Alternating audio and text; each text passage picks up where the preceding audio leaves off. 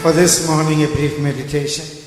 If you got a copy of the Bible, kindly turn with us to Philippians chapter 4. Philippians chapter 4 from verse 6. Be careful for nothing, but in everything by prayer and supplication with thanksgiving, let your requests be made known unto God. And the peace of God, which passeth all understanding, shall keep your hearts and minds through Jesus Christ. Verse 8.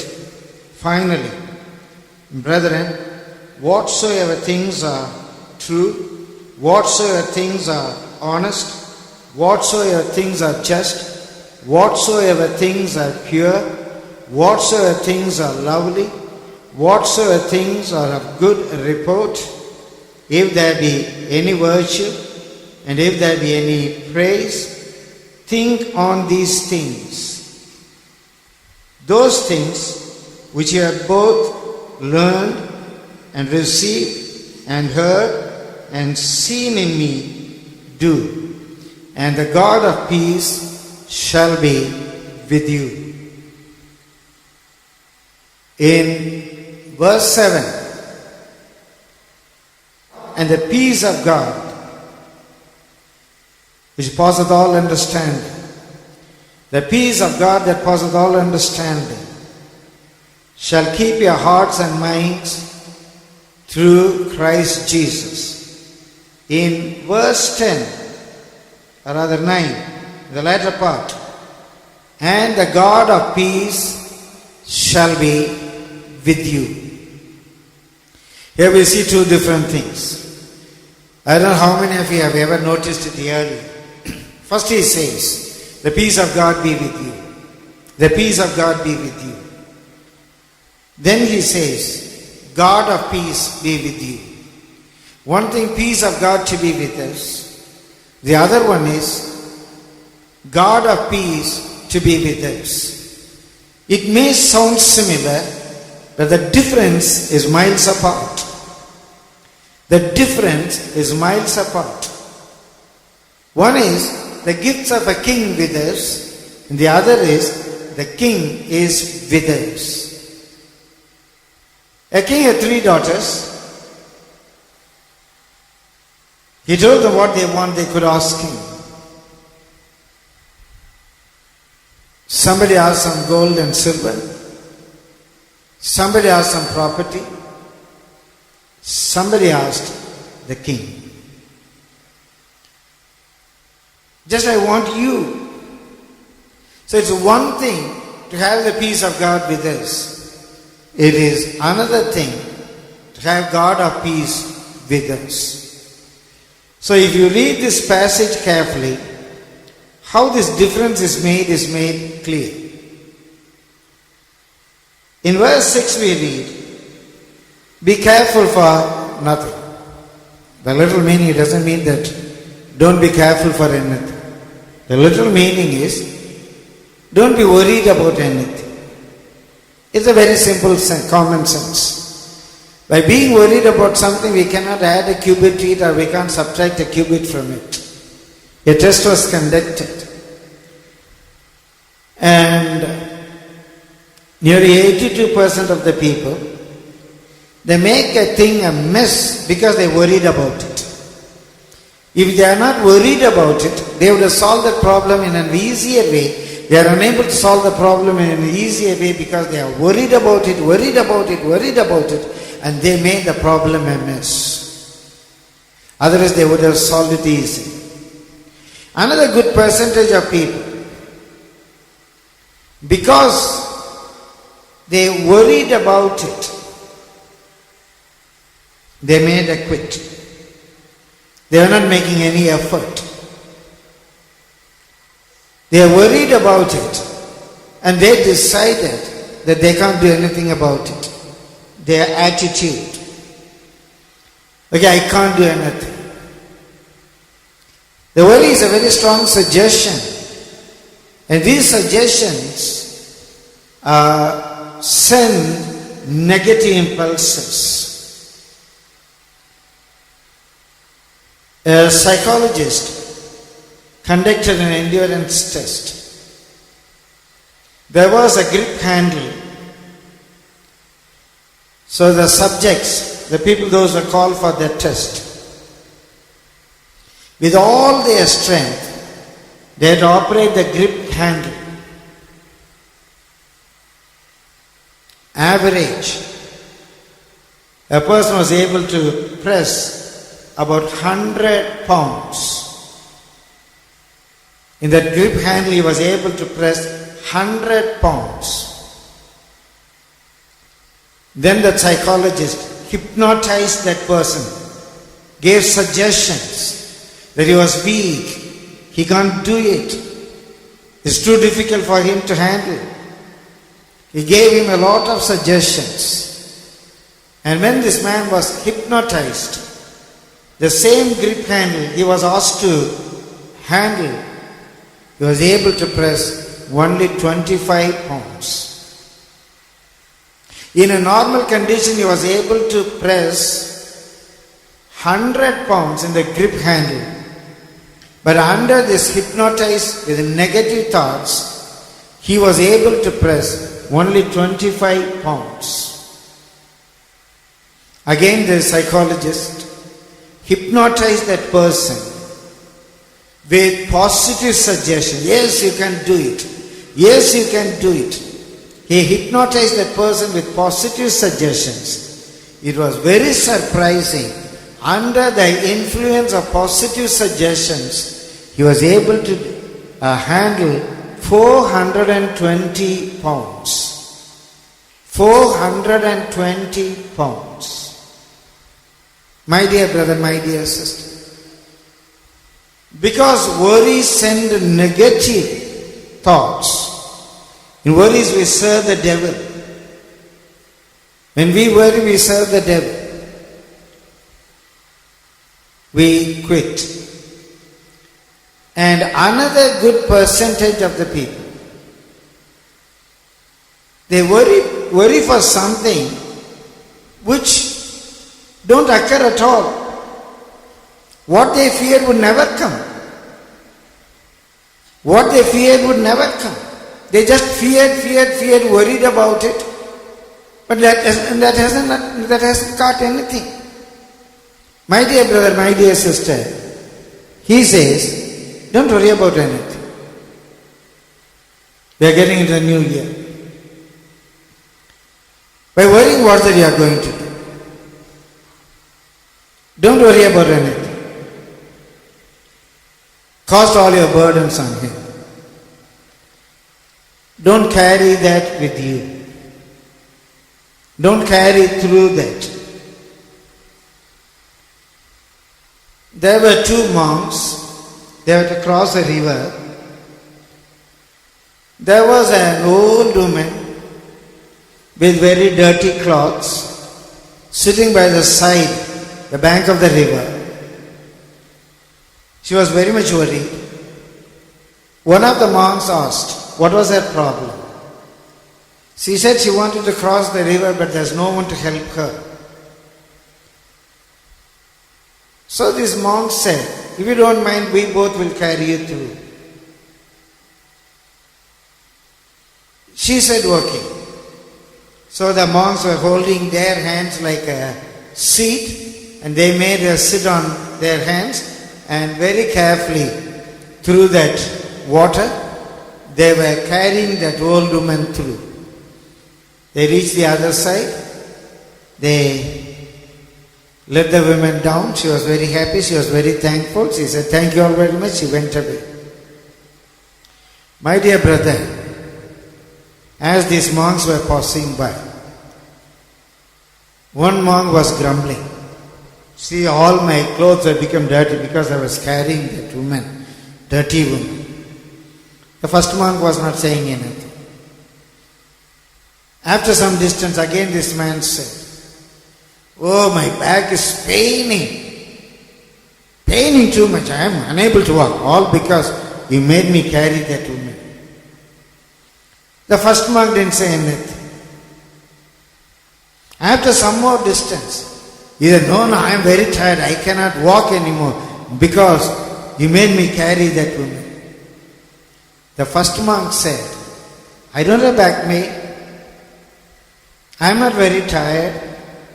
You are very tired because I left that old woman by the side of the bank, but you are still carrying that old woman. That's why you are tired. I left her. You are still carrying her through. Many a time we become very tired because we are carrying our problems through. In those days about missionary lady, they used to say this story. She was going through the village. She saw an old woman carrying a log of woods from the forest. A firewood, a log she was carrying.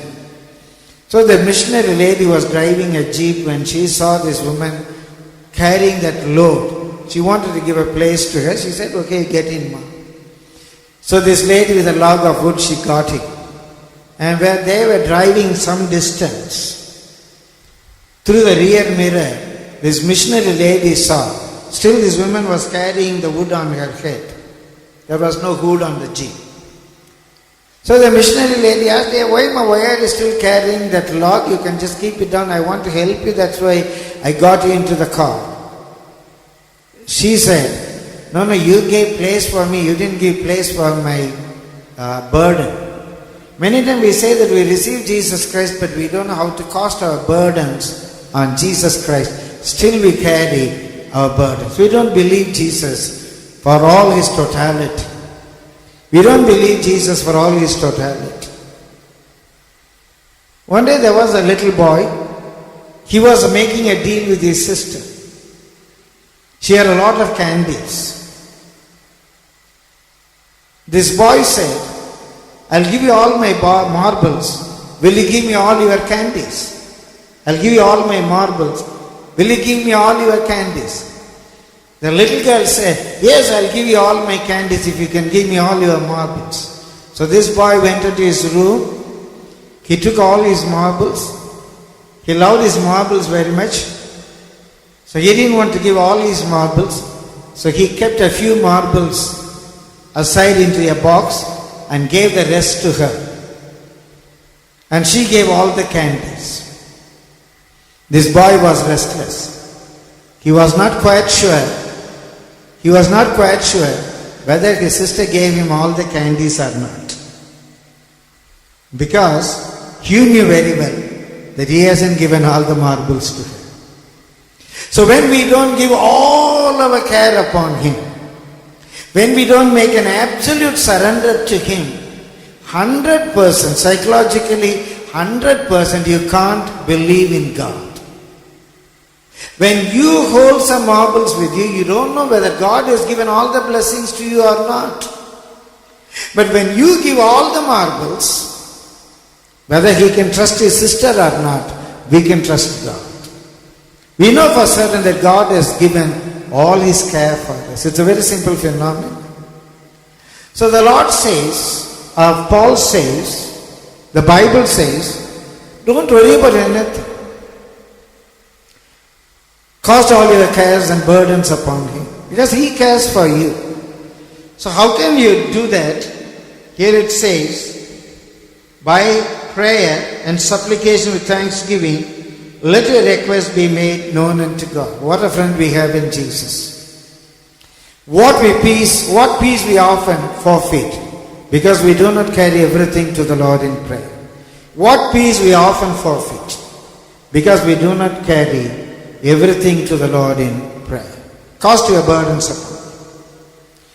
Tell him what you need. Trust in him. Trust and obey. Perfect submission, perfect delight. Perfect submission, all is at rest. If you can do that, then the peace that passeth all understanding, peace that transcends your understanding, will be with you. When you know to cast your burdens on him.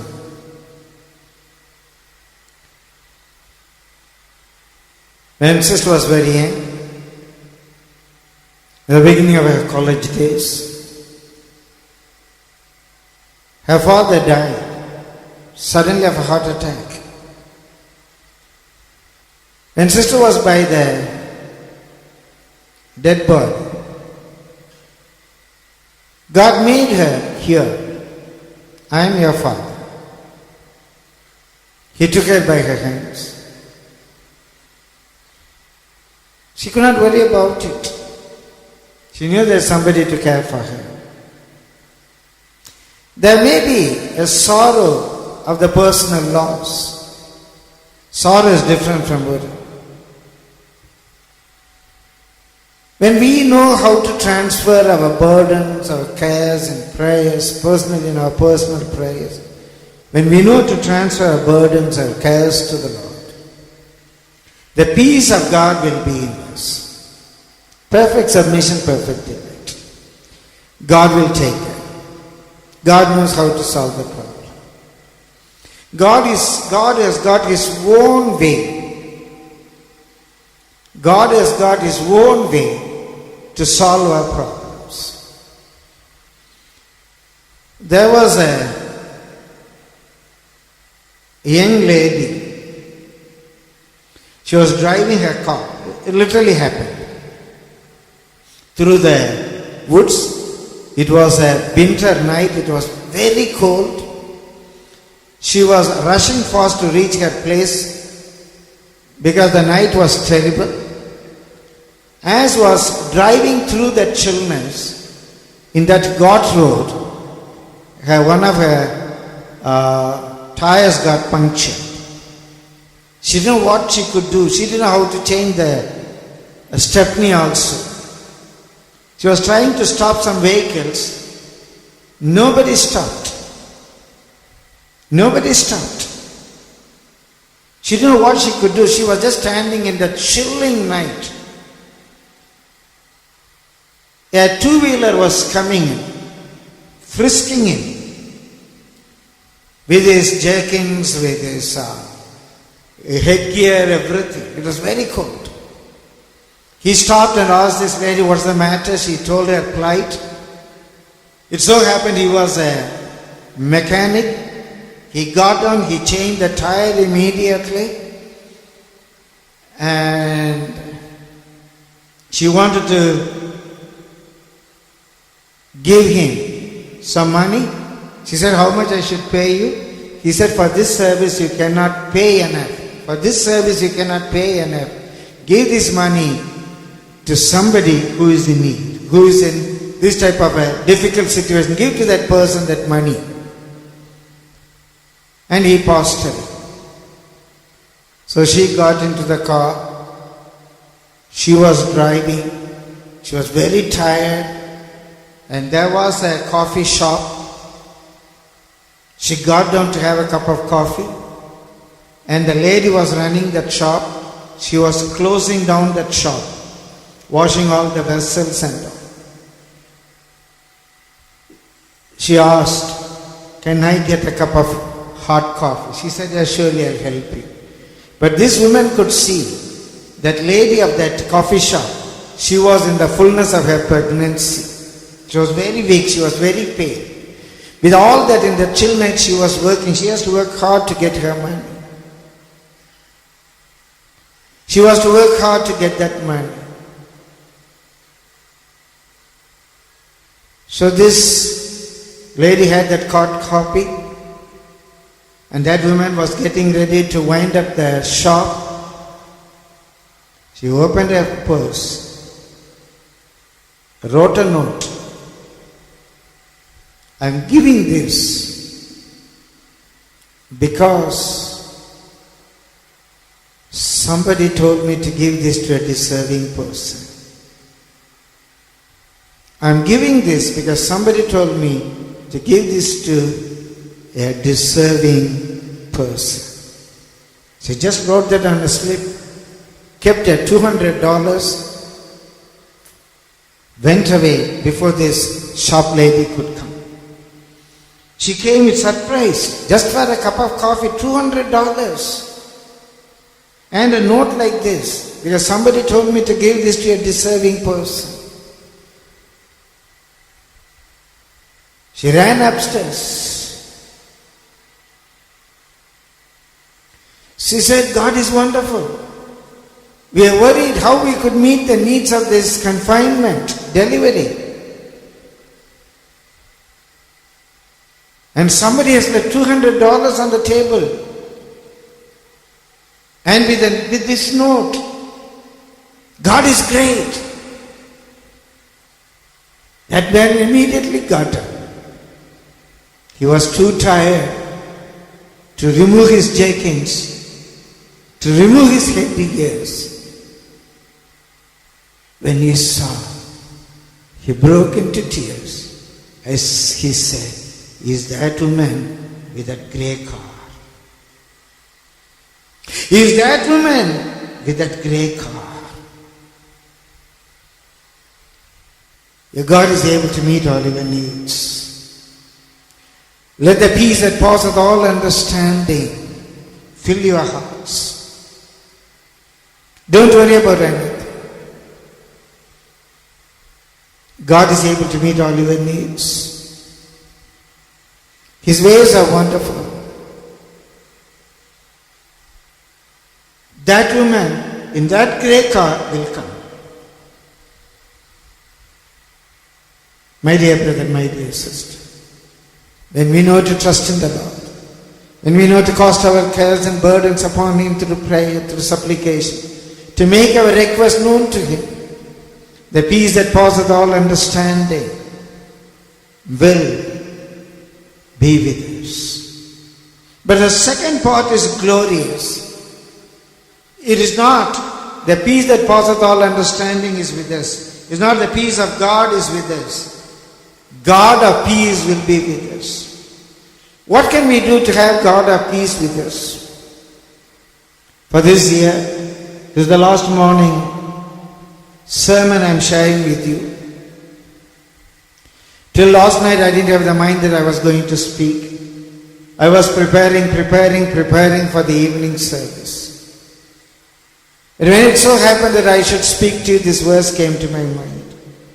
Finally, my dear brothers and sisters, dear Carmelites, this word finally is not just because it is the last morning service for this year. This word finally here means in all its totality. In many of the intellectual discourses, chat shows, you'd hear this phrase, the fact of the matter is. The fact of the matter is. The fact of the matter is. You could hear Rajiv Sai frequently using the fact of the matter is. Anna Goswami using it frequently, the fact of the matter is. The finally means, the fact of the matter is. The essence of all what you have heard, what all you learned, what all you have seen, what all you have read, the fact of the matter is, finally, this is the sum total. Finally, is not have the peace of God, but have God of peace with you. Finally, the fact of the matter is, dear Carmelites, whatsoever things are true, whatsoever things are honest, whatsoever things are just, whatsoever things are pure, whatsoever things are lovely, whatsoever things are good report, if there be any virtue, and if there be any praise, think on these things. And in verse 9 he says, and do these things. Think these things, do these things, and God of peace will be with you. Not the peace of God. God of peace Himself will be with you. That's the whole religion. That's the whole Christianity. After all, finally, the fact of the matter, think these things, do these things. Think these things, do these things. Then God of peace will be with you. Earlier I said peace of God with you. That's when you know to pray, when you know to cast your burdens upon Him, peace of God be with you. But when you think in these lines and do these things, God of peace Himself will be with you. Not peace of God, God of peace will be with you. Both are different. What are those things? Whatsoever things that are true. Whatever things that is the truth is not true. It's not true or false. The literal meaning is the truth. Let your attitude, your mindset be totally on what is the truth. The Word of God is the truth. Many a time we are worried about thinking something very false, which is not a real. Which is not a real. Say for example, somebody says something about somebody. Somebody says something about somebody. And somebody else thinks, so has talked about me one. Say, just to explain. I say something about Emil. I say something about Emil. I didn't mention the name. Jephthah thought, Pastor is talking about me only. Pastor said about me only. Jephthah is very worried. So I come all the way from Kandigai. I'm doing my engineering course. I come and stay here overnight. I attend all the 3 services. I do so much for the church. See, Pastor made such a comment about me. Pastor made such a comment about me. He's not talking to me about it. He may put a hypocritical TV smile, praise the Lord, uncle. And Emil, we don't know whether he took it for him or not. He might have took it for him. He might have come and talked to me. Sorry, uncle, you said about me. Yes, Emil, I didn't like in you. Okay, Emil, you don't do it. So the problem is solved between Emil and I. Now, Jephthah, he is worried about it. He is holding it on his back. Why? He is meditating, he is contemplating, he is brooding over something that is not true. I didn't say anything about him. I didn't say anything about both of them. It's only just an illustration. How many times you suffer like this? You don't want to iron it out. You don't want to be frank. You don't want to find out what is the truth. What is the crux of the matter? Somewhere some hat was flying. A hat was flying. Somebody pulls the hat and put it on his head. And he said, oh, this is my hat, this is my hat. We all got our own problems. Why do you take somebody else's problems, keep it on your head, and you are worried about it? Many a time our problem is, we don't know what is the truth. We don't know what is the reality. We don't know what that person said, what that person meant. We don't know how to iron out our problems. We hold things unnecessarily in our hearts and we think about something that's not really true. We think about something that's really not true. In the Bible we read, there are 2 types of people. Some people corrupt themselves with what they know. They defile themselves with what they know. They defile themselves with what they know. There are some people, they defile themselves with things what they don't know. They corrupt themselves with things what they don't know. Some people defile with the things what they know. Some people defile things with what they don't know. This is what my mother-in-law said. This is what my daughter-in-law said. This is what pastor said. This is what that brother said. We don't know what is the truth. find out the truth, accept the truth in its own face value, why it is said. If that person is wrong, try to correct that person. Don't harbor falsehood. Suppose somebody has accused you falsely. What should you do? What the Bible says. Suppose again I say, I accused Jephthah falsely. She comes and talks to me. I said, yes, I told you, I don't like this, that.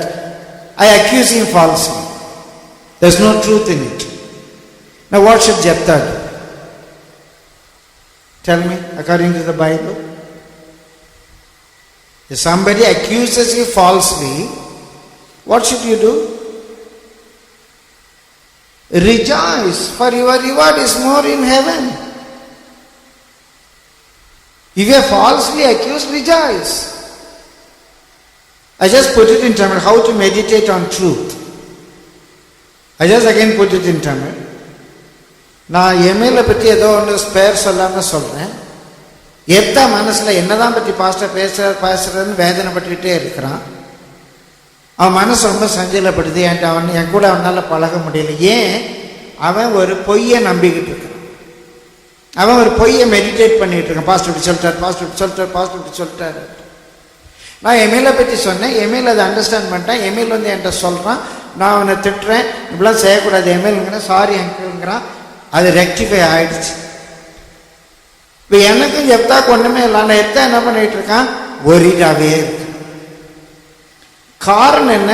he is thinking what is false. சரி, second incident. நான் எம்ஏல சொன்னேன், Emil வந்து சொல்றான், நான் தப்பா அவனை புரிஞ்சுட்டு திட்டிருக்கேன்.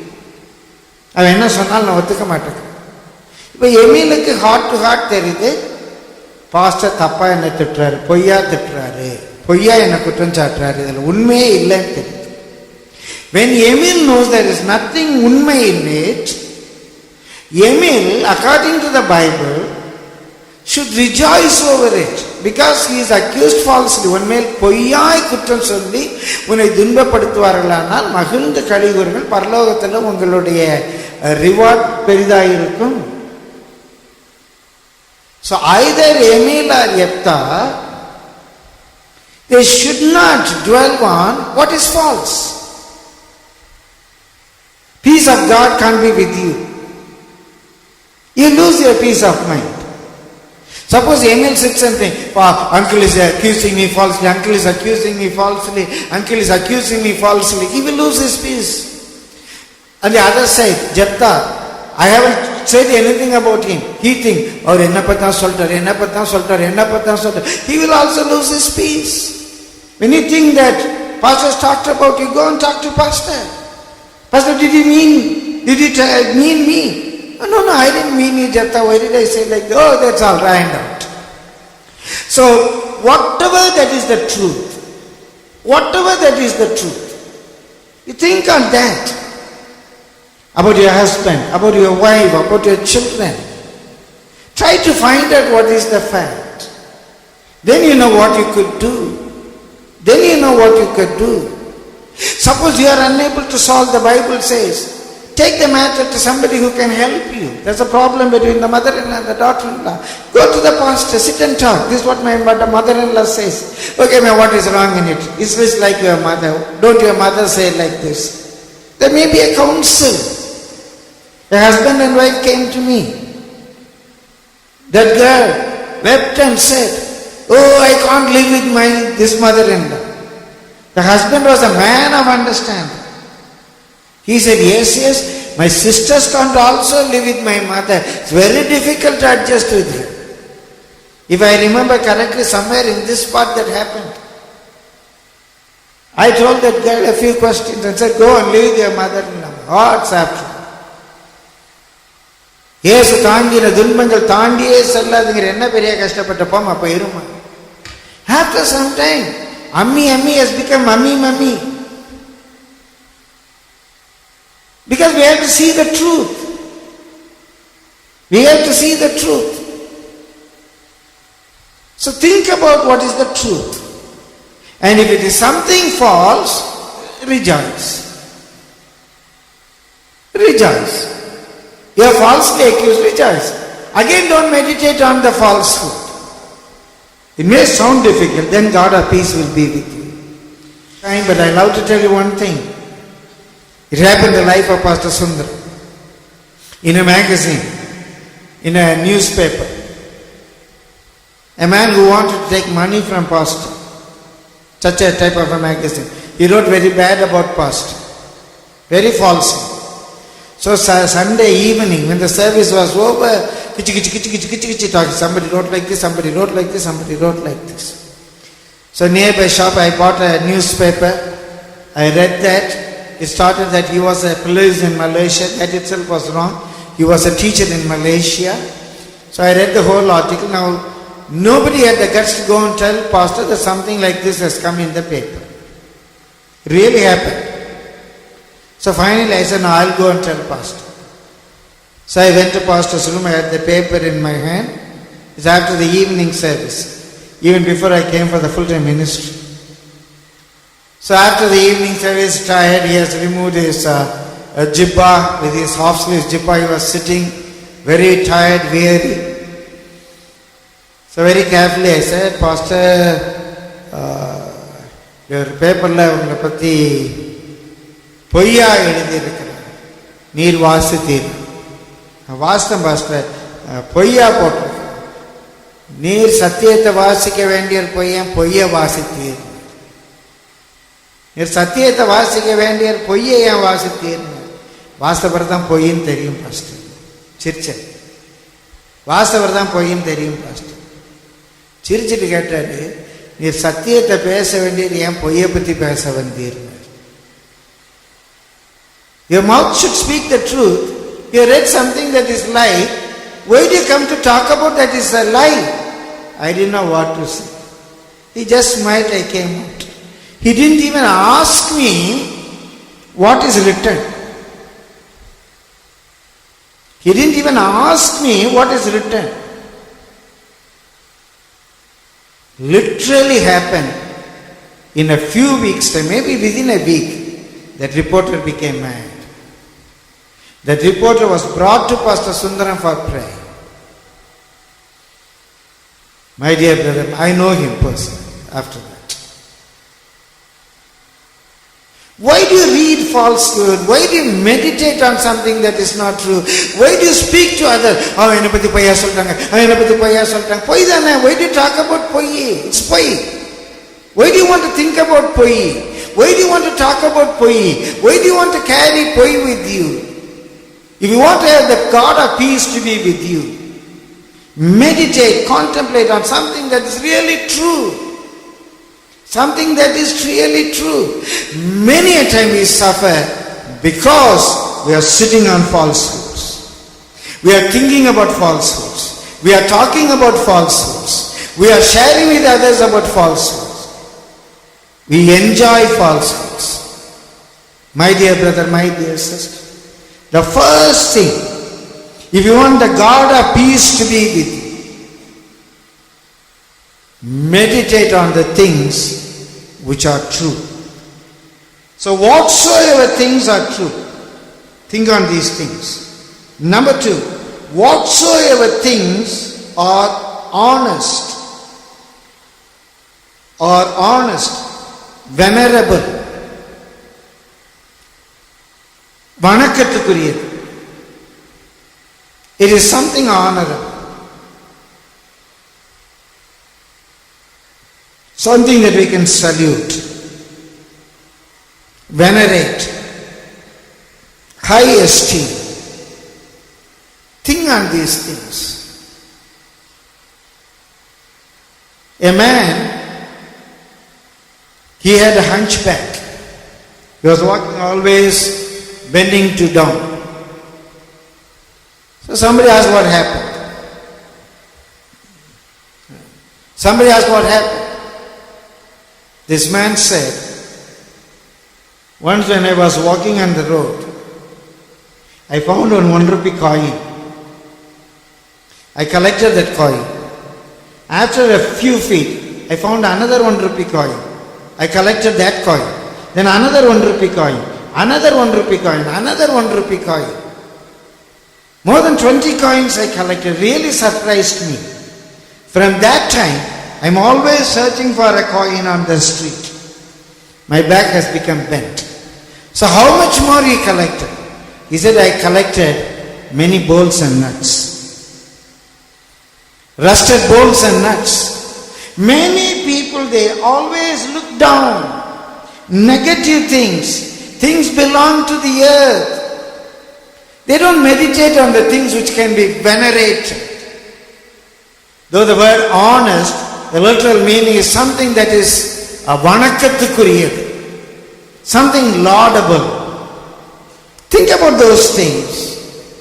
What can I do so that others will look upon me in this church?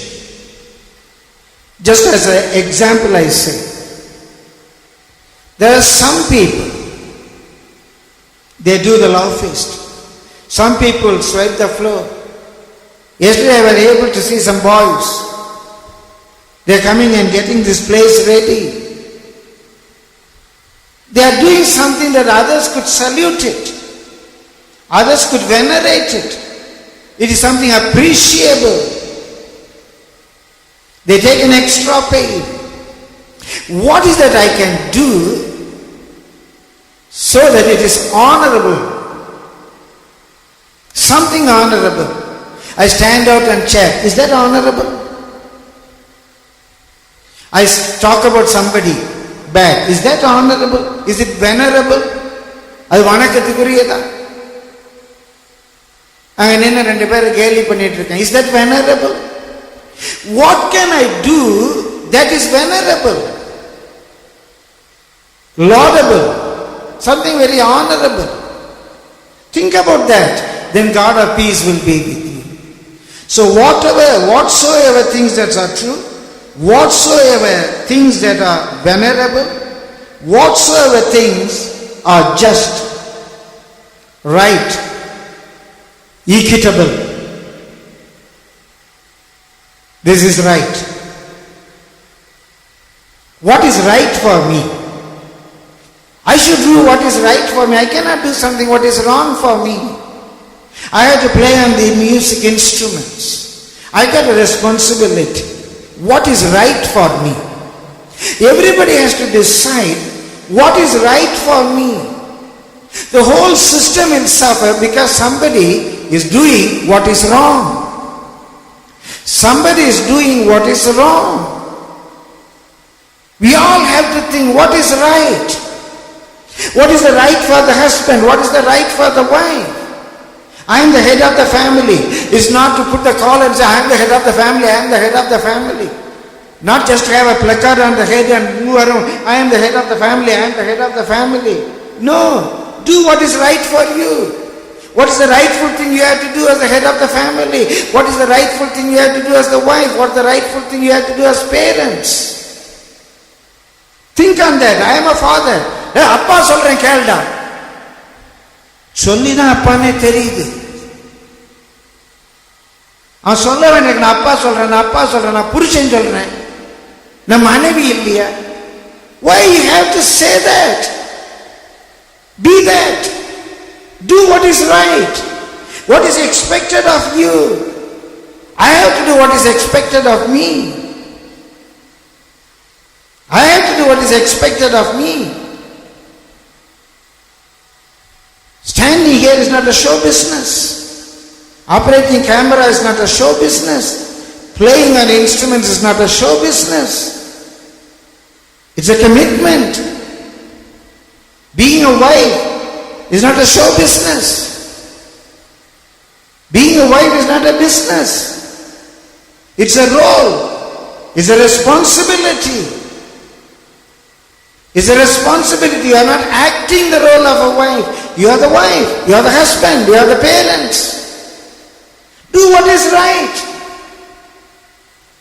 Do what is right.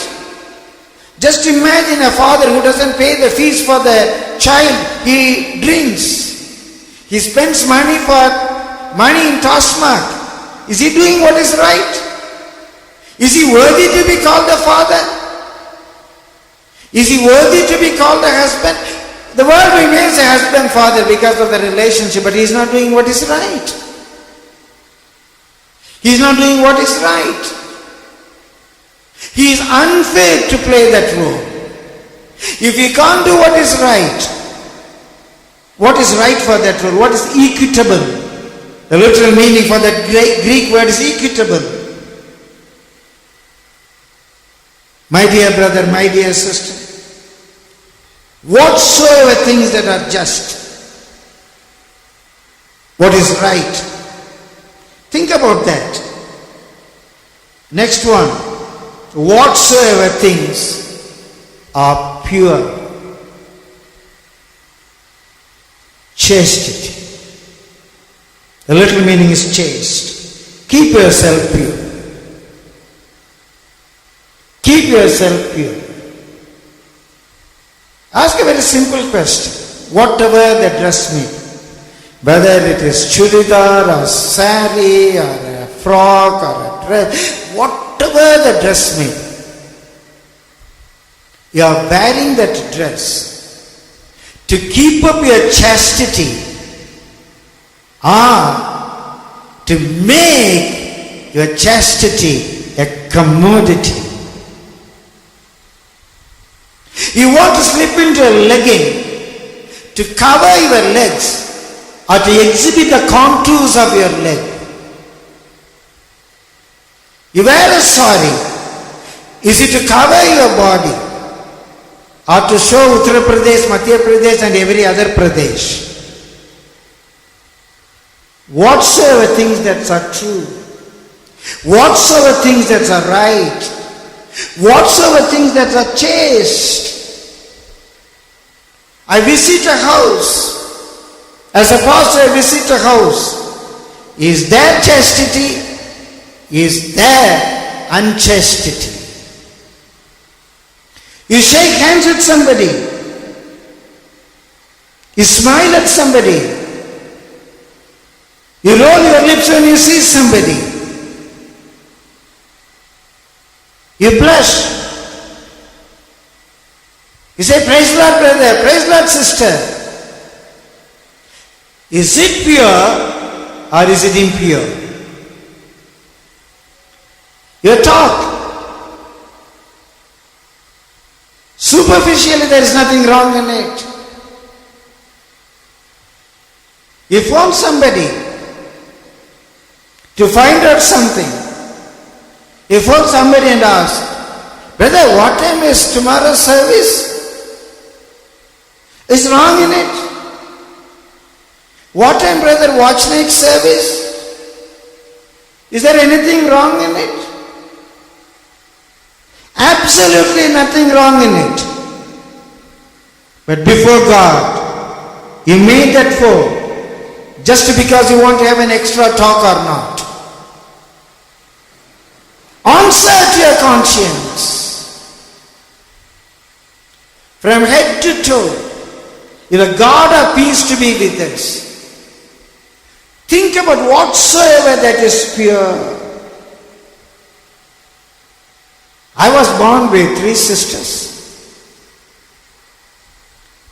All along I worked in co-ed schools. I taught boys and girls. I know what's weakness, I know what's strength. My dear brother, my dear sister, if God are pleased to be with us, your dress style, it's not a question what type of a dress you wear. Is it to cover or it is to show? It is because of purity or because of impurity. What's that we want to do? Talking to women is not wrong. Talking to men is not wrong. We don't suggest parda.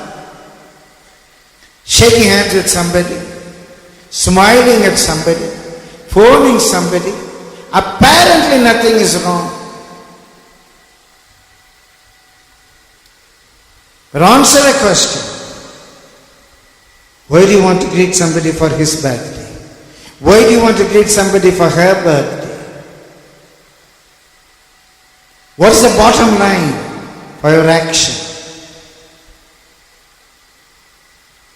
God of peace cannot be with you. Step by step, God of lusts will overtake you. God of truth, God of just, God of purity. When you think these things, this God will be with you. When you think in a different way, that God will be with you. God of lust. The Cupid will shoot his arrow. Manmadan will come and sit on you. Your life will be spoiled. It's all because what you think. I just quick finished. We are coming to the end of this year. So it says, whatsoever things are pure, whatsoever things are lovely. That word lovely is not translated properly. The literal meaning is, whatsoever things that are friendly, with humility for the glory of God, I say. Till this day, even in the depth of my heart, I don't have any enemy. I don't consider anybody as mean. Even there are people, those who have done things against us. But how can I create a friendly atmosphere? For the glory of God, I say. Last night, in a very friendly way, I was talking with one brother. I love him. I love his friendship. With all sincerity, I praise God for what all he has done, good things for me in the past. Now he is in a troubled situation. I talked to him. Very affectionately he talked to me. I was able to maintain a friendly atmosphere. I'm happy about it. I'm happy about it. I'm able to talk to him. I'm able to be a source of consolation to him in his difficult situation. My dear brother, my dear sister, you don't be enemy to somebody. Don't consider somebody as your enemy. It's a very sad thing for some houses. Husbands consider their wives their enemies. Wives consider their husband their enemies. The parents are against the children. Children are against the parents. And it's a very sad thing. Some of you even may consider your pastor and pastor your enemy. You are hurting yourself. Try to bring a friendly atmosphere. Say hello to somebody whom you don't talk. Try to win that person. He has got aught against you. He has got something against you. Go and talk to him. Take a box of sweets, a cake. Go talk to that person. What's the problem? What's wrong with you? Immediately they say, oh, no, like that. Then take 2 or 3 people. Go sit and talk. What's the problem? Try to win that person. What you can do to win that person? When we feel that somebody is hurt, we talk to them. We talk to them. The very simple reason we want to win friendship. Already we have got one enemy, the devil. Except the devil, there should be no enemy on the face of the earth. My dear brother, my dear sister, there was a situation that I was to leave the former church, former ministry, to start this ministry. In the depth of our heart, we never had enmity. My pastor called me a German. My pastor wanted to talk to me always. Friendliness. Whatsoever things that's friendly, think about that. Think about the things which are friendly. I just finish it quick. Whatsoever things are of good report, commendable, what others would appreciate. What can I do that others could appreciate? Especially those who are in higher rank.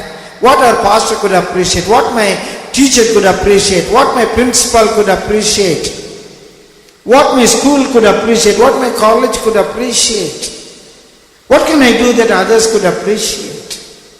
Others could give a commendation, something commendable. Think about those things. And if there be any virtue, the literal meaning, anything, excellence, why can't you participate in the quiz? Why can't you do an excellent thing in it? In some other activity? Excellent. We need people to help. We need people to help.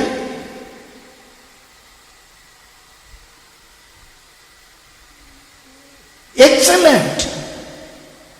It's not just to praise a man. When Joe had heart attack, I was very happy. We all know that he has got a heart. More than that, Sister Uma knew that for the first time he has got a heart. Not a big thing. But heartlessly, even after that, I talk to him. I look into him for every help. I know what type of a burden I gave to Vinod yesterday. Even I thought that I was merciless. I think that I made the last phone around 11 o'clock to Vinod. Am I right, Vinod? Where is Vinod?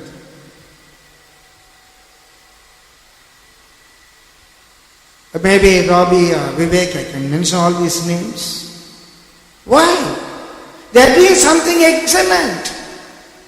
Well, excellent means something surpassing others.